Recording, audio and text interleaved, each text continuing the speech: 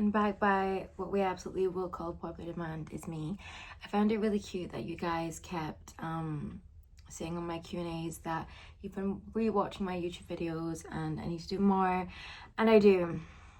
So here I am. We're gonna talk about the importance of not giving a fuck and how that makes you successful. It's something that I get asked all the time. How do you just not care? How can you be so free? How did you develop this mindset? What did you go through? All these things. And yes, I did go through a lot of things to get to this place. And even growing up, I was like a very shy and insecure person who definitely, I was even talking to my best friend about this recently, said to me, Hannah, like, you did used to care a lot what other people thought. And that was actually a piece of advice that she used to give me to work on. And I admired people who were free. I was always attracted to partners and friends who instilled this belief in me that you don't need to care, from the littlest things like going to the grocery store and not caring how loud a volume you're talking at, not in an obnoxious way, just in a way where like you're not so observant and aware of your surroundings and so conscious of it. And for me, growing up with quite a strict household, you pick up on patterns of being hyper aware of people's thoughts and trying to, being a sneaky child growing up, a sneaky teenager. You end up in this mental prison. Obviously that's only one factor, but there's different reasons why I was someone who just gave too many fucks. And the best place I have ever arrived to in life is where I am now. And it genuinely just is freedom. So we're going to talk about it. I want to break down the biggest epiphany in all of this theory, or my way of life, destination, whatever it is. And it is, you need to observe and learn your own brain, to understand other people's brains, to understand how insignificant other people's thoughts are. People are just constantly projecting their own experiences onto you, their own traumas. It could be a song they listened to earlier that day that has influenced them subconsciously to disagree with something that you're doing. You could be mirroring to them something that they've been rejected by in life, or something that they wish that they could be. And that is why they dislike you. That is why you're feeling a weird energy when you walk over and join that group. That's why you're not being accepted by them. It is something inside them that they need to heal. The same way that if I dislike something in someone quite a lot, I think there's something inside me that this person is triggering. It's nothing to do with me, how you feel about me. It's to do with you, obviously, unless you've genuinely gone and punched someone in the face or done some like actual action to them where it's warranted. I'm talking about the thoughts of strangers, of people who are even close to you, and people who are in your life, and you don't understand why they think these things about you. And you cannot live for other people and trying to appease other people. People's thoughts and opinions don't exist unless you breathe life into them. Like, it does not exist in your inner matrix. It's in their brain. The only way it can enter my brain isn't from you telling me it. It's from me breathing life into it, thinking about it, taking action on it, letting it live in my head rent free. And we all do that. We all let things live in our head rent free. The first thing you think of when you wake up, the last thing at night, your chest is hurt, something's happened, someone's opinions about you. And that's completely normal, but it's like training a muscle. Like they call meditation training the monkey mind. Every time you meditate, it gets easier. That is the exact muscle that you're training when it comes to any pattern and any behavior. It's just a new habit. And it really is that simple. You're just rewiring your brain. And the most freeing ways to do that definitely include the innate belief that it's a reflection of the other person, how they feel about me. So why am I going to let somebody else's irresponsibility to heal, what they're going through right now, what personal problems and insecurities that they have, what I'm making them show up in their life right now, why am I going to let that bring me down? Your biggest power in life is being authentically you. And when you are authentically you, you give out a vibration that attracts your tribe, that attracts people who are tuned into your frequency right now. And that's why we need to be responsible to be vibrating a high frequency by healing and by being authentic and by not giving a fuck what anybody else thinks. I'm someone who has had a very thick skin grown about people's opinions online. I mean, the most fierce way you could do that would probably be having your personal life online, or things that you've gone through, things that are personal to you, traumas. Like, I speak quite openly, and it, at a time that I cared so much what other people thought, it immersed me into a pool of being forced to understand that you have no control. And that's like the most important thing to accept in life, to be successful and to be free. Trying to control what other people think about you by, you can be a master mirrorer. As a lot of people who follow me and resonate with my videos are empaths, you try and mirror to someone what they want because you can feel what they want you to be. How exhausting. Trying to do this, and I used to do this all the time, is only going to drain you of your own energy. Like, this person wants me to be fun and quirky, this person wants me to be mysterious, this person this.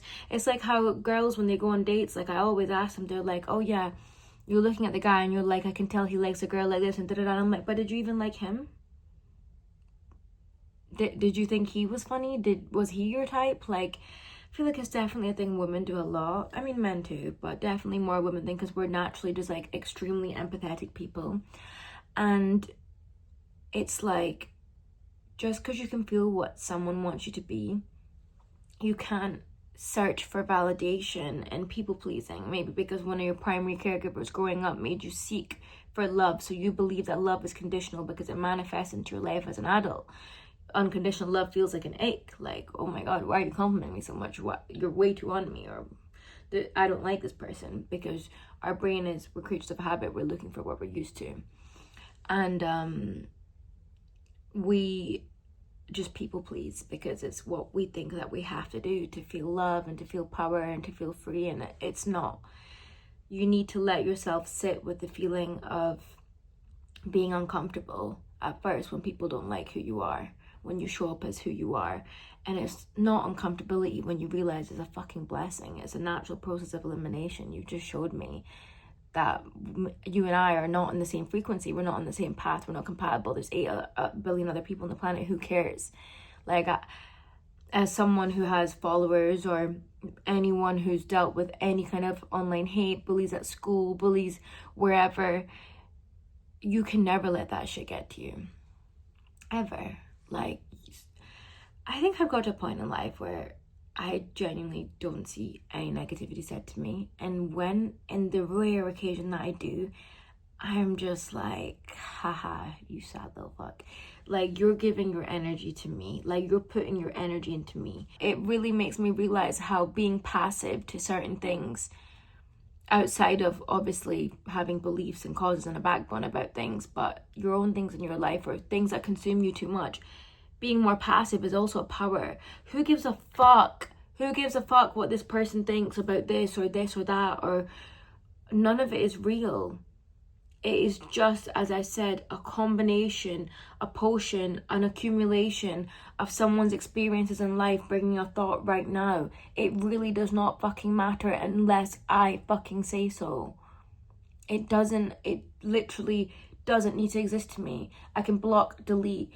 Like, if you put your phone down today, how many people would disappear from your life? And how peaceful would that be? Like, remember that is also in real life. Of course, there's some people that probably bother you, who you, in a workplace or situations like that, family that you can't get away from. But as a baseline, you can always just shut people off and walk the fuck away. And like, the best way to do that is to just block, delete, and like, if you're forced to be in a situation with them, stop trying to impress people. Stop trying to look for validation. If you have to pretend to be something to get validation, it's not going to hit. It's just going to make you feel like you survived the social scenario. If you don't have to look for validation and you get it anyway by being authentically you, that's the only time it's going to hit. And every time you seek validation by pretending and by giving too much of a fuck, is you losing a chance to feel love. And love is such a high frequency, but authenticity is the highest frequency. Another very big point that I think is like something that's very becoming of age in your 20s that I've learned is when people find things cringe, I feel like it's just triggering something in someone that they wish that they could do, bar obviously some obvious things. Like, people finding stuff cringe is a very trivial thing. Like, you think it's like the biggest news ever when something's happened, or you got really drunk at a party and everyone's talking about it and this and that. You're not that important. You are. You're actually the most important thing ever. The universe is centered around you. It really, really is, because this is your world and you're living it. But you're not that important in other people's lives. You think that it's something like big news. It's just small talk over cocktails, and then move on to the next conversation. And this person's worried about the fact that their balls are itchy, and this person's worried about the fact that their dad's cheating with their auntie, and like, everyone's got issues in life. Like, everyone's got so much to worry about. Stop finding things cringe. Stop thinking that. Stop having regret for things that have happened in life. Free yourself of the past. Everything that's happened has made you who you are today. And if you don't like who you are today, use what's happened and use that to alchemize and change it into something good. Capitalize no matter what off of your embarrassments, off of your pain, off of anything that you've gone through in life. Then you'll love who you are, because you'll be like, if that didn't happen, I wouldn't be who I am now. When things happen that aren't in your control, things that are sad, things that didn't work out with a guy how you wanted them to work out, you're emotionally invested in something and it's not going your way, the only way, like, people ask me, how do you manifest? Like, can I have something to say in this game of life and this painting that I'm supposedly meant to be painting? I want to be the artist. I want to make this life. The only way you can do that is by having belief in the universe, and it does come from discipline. You can't just have everything you want handed to you for nothing, for just like hoping and just letting things happen and just trying to control everything. No, it comes from belief, and the belief isn't that I need this thing right now, because need and desire is a low vibration, and to get things you need to vibrate on the same high vibration as the thing that you want, because it's a positive thing, and that thing comes from confidence. And it's not confidence that this person is going to text me back and he's going to be my boyfriend. It's confidence from the fact that if he isn't, something better is coming from me. And that's like one of the most powerful things that I accepted in life. Like, if something isn't going my way, if something's rejecting me, someone's rejected me, it's protecting me from something. And 9 out of 10 times, whether a week, a month, a year later, I come to find out that I was definitely being protected, and something way better came my way anyway.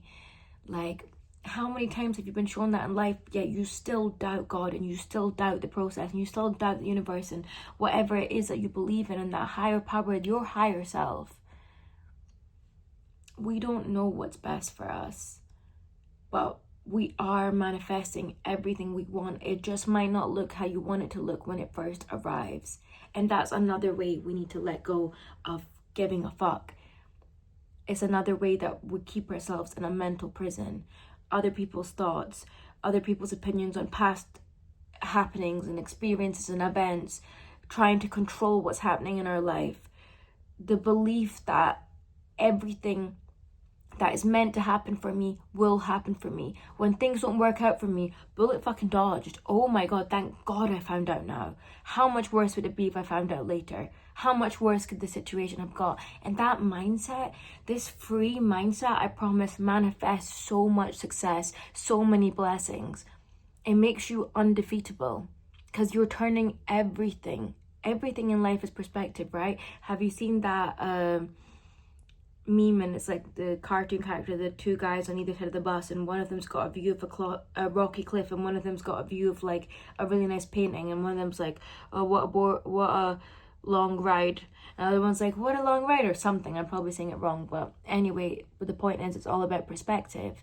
And when everything's about perspective in life, that is the only thing in your control. Not what happens to you, how you deal with what happens to you, how you view what happens to you, how you capitalize off what happens to you. When people see that you are such a free person who doesn't give a fuck, who cannot be controlled by their opinions, their actions, their thoughts. They're trying to influence you and to bring you down from their own insecurities, etc., etc., which humans project all the time, because everyone's fucking weirdos out here, honestly, bar a lot actually of good people. There's a lot of good people out here. When people see that you are this person who is so free, they are enchanted by you.